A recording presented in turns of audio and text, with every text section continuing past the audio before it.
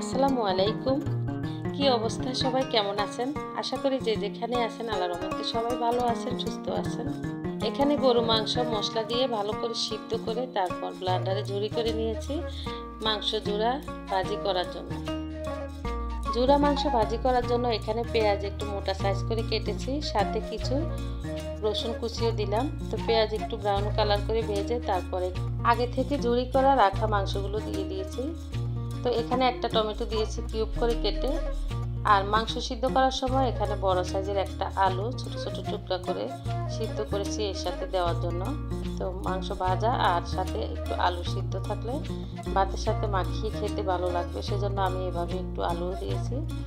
তো এভাবে ভাজতে ভাজতে সুন্দর একটা কালার আসবে। এখানে বেশ কিছু কাঁচামরিচ দিয়েছি, একদম শেষ পর্যায়ে এখানে ধনেপাতা দিলাম। তো এভাবে বেশ কিছুক্ষণ ভাজবো চুলার আঁচটা কমিয়ে রেখে। তারপর ভাজতে ভাজতে সুন্দর একটা কালার চলে আসবে। এভাবে মাংস ঝুরি করে ভেজে ভাতের সাথে, গরম ভাতের সাথে খেতে অনেক ভালো লাগে। তো আমি এইভাবে একটা কুসুনের সাহায্যে মাংসগুলো একটু ছড়িয়ে ছিটিয়ে এভাবে নিচ্ছি। আর চুলার আঁচটা মিডিয়াম আঁচে রেখেছি, তা না হলে পুড়ে যাবে বেশি আঁচ বাড়িয়ে রাখলে। এই তো সুন্দর একটা কালার চলে আসতেছে। আস্তে আস্তে ভাজতে ভাজতে এই মাংসগুলো নিচে একটু ভাজা ভাজা দেখা যায়। তো একটু সময় নিয়ে এই মাংসগুলো ভাজতে হয়।